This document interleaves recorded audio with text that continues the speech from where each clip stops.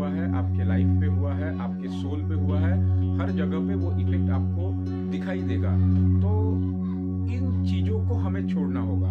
तो मेनली जो मुद्दा क्या है कि हमने हमारे खुशी के क्षणों को छोड़ दिया, हमने हमारे हैप्पीनेस को छोड़ दिया, हमने हमारे ईश्वर को याद करना छोड़ दिया, हमने जिस व्यक्ति ने, जिस ईश्वर ने हमको इतना सुंदर जीवन दिया है, उसका कृतज्ञता को हमने कृतज्ञता मानना, ग्रेटिट्यूड मानना हमने छोड़ दिया। उस व्यक्ति का हमने धन्यवाद करना छोड़ दिया।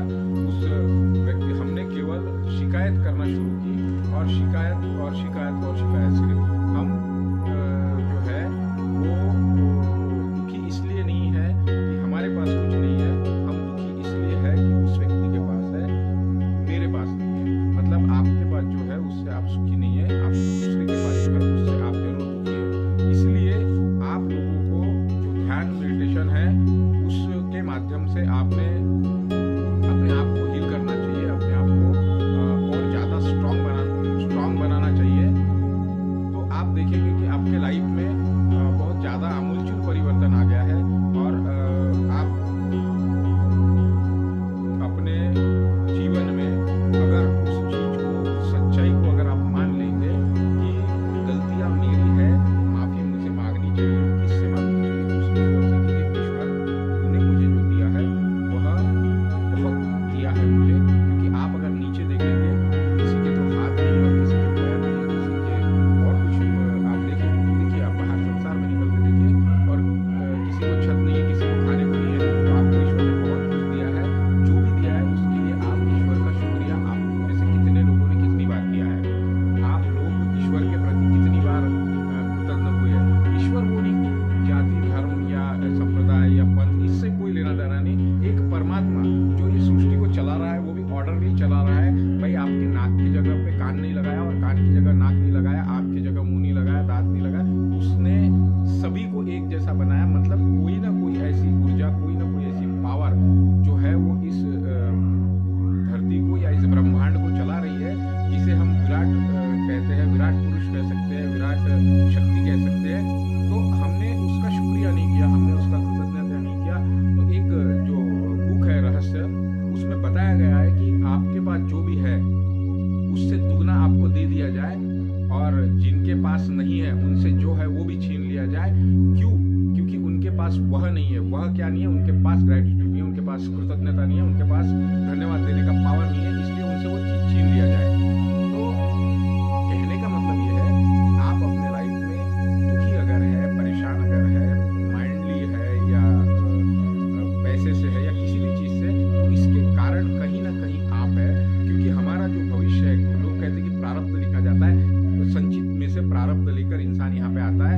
ये जो चुनाव है यहाँ पर, उस प्रारब्ध के साथ वो चुनाव आपका है कि मुझे इस घर में जन्म लेना है, मुझे ये यहाँ जन्म लेना है, मुझे ये माँ बाप चाहिए, मुझे ये पति पत्नी चाहिए, मुझे ये सारा चुनाव आपका है। ये आत्मलोक की बात है, ये आफ्टर लाइफ की बात है, और डेथ एंड बर्थ के बीच की बात है।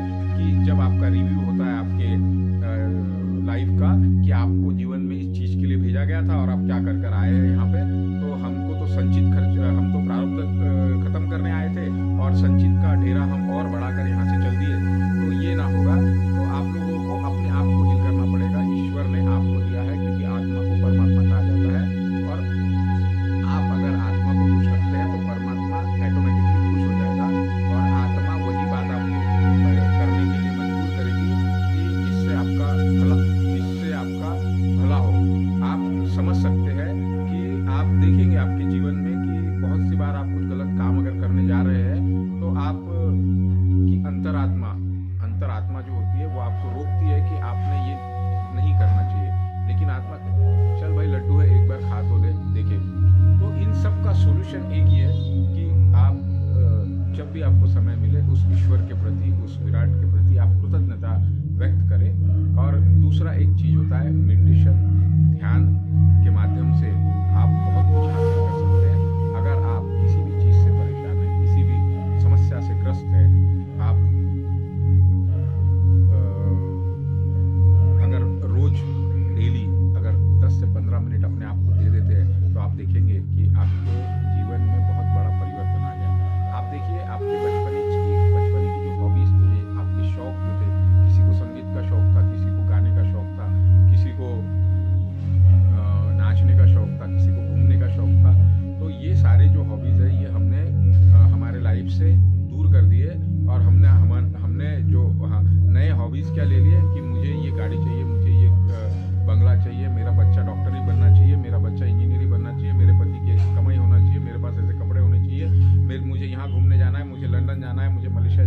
स्विट्जरलैंड जाना है, मेरे घर में ये गाड़ी होनी चाहिए, मुझे ये ड्रेस पहनना है, मुझे ये मोबाइल चाहिए। और ये सारी चीज़ों में हमने हमारे मूल जो हॉबीज़ थे उनको हमने छोड़ दिया और हम यहाँ पे आके प्रॉब्लम में आ गए। तो इन सब के लिए आप लोगों का एक सिंपल सा मैं रास्ता बता देता हूँ कि आप लोगों ने क्या करना है कि आपने सबसे पहले ध्यान मुद्रा को इस तरीके से आप रखेंगे और देखेंगे कि आपके हाथ में कहीं स्ट्रेस आ रहा है क्या, मतलब तनाव आ रहा है क्या इस उंगली में या थंब में या कहीं पर भी। अगर आ रहा है तो जिस हाथ में आ रहा है उसको आप हाथ को पलट देंगे, जिस हाथ में आ रहा है उसको आप पलट देंगे। जनरली ऐसा होता नहीं है, आपको इसी तरीके से रखेंगे आप और इसको आप ये जो है इसको आप ले आएंगे फर्स्ट जॉइंट पर और आप बैठ जाएंगे इस तरीके से नीचे हाथ कर और कम से कम आपने आपके माइंड को कॉन्सेंट्रेट करना है। माइंड को कॉन्सेंट्रेट कहाँ है करना है कि जैसे ही आप आंखें बंद करेंगे बाहर का जो दृश्य है वो दिखना बंद हो जाएगा। लेकिन बहुत से लोग अपने माइंड को कॉन्सेंट्रेट नहीं कर पाते हैं। उसके लिए मैं आपको एक विधि बता रहा हूँ कि आपने एक पॉइंट को इमेजिन करना है, एक रेड कलर के पॉइंट को इमेजिन करना है और उस रेड कलर के पॉइंट को बहुत दूर आपको दिखाई दे रहा है वो रेड पॉइंट। और अब आपने धीरे धीरे उस रेड पॉइंट को अपने नज़र से अपने पैरों के अंके तक लाना है, जो कि आप कुर्सी पे बैठे हैं या आप नीचे बैठे हैं जमीन पर। तो आपने अपने पैरों के थंब तक उसे देखना है कि आपको वो जो रेड कलर का पॉइंट है वो अभी काफ़ी बड़ा और आपके पैरों के पास दिखाई दे रहा है। और वह जो लाल पॉइंट है अब उसे आपको धीरे धीरे आपके नासिकाग्र पे देखना है। नासिकाग्र पे देखने के बाद उस पॉइंट की तरफ आप देखते रहिए। तो और तीसरा जो स्टेप है इसका वो है उसको आपको आपके थर्ड आई में यहाँ पर आपने उसको देखना है कि वो पॉइंट जो है अब आप आपके थर्ड आई में है। तो ये 3 स्टेप वाला प्रोसीजर है। तो पहले स्टेप में आपने 5 से 6 दिन तक सिर्फ इस चीज़ की प्रैक्टिस करनी है, 1 हफ्ता, कि वह लाल बिंदु आपको दिखाई दे रहा है, दूर कहीं आपको दिखाई दे रहा है। और आपका जो मंत्र होगा, आपने किसी मंत्र का जाप करना है, जैसे सोहम, मन ही मन करना है। ये मैं आपको बोल के बता रहा हूँ, सोहम, या तो फिर आप ओंकार ध्वनि कर सकते हैं।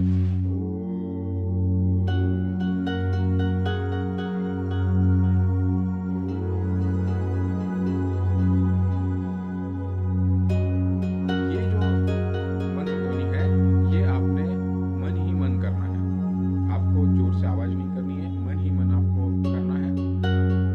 लंबी गहरी श्वास भरकर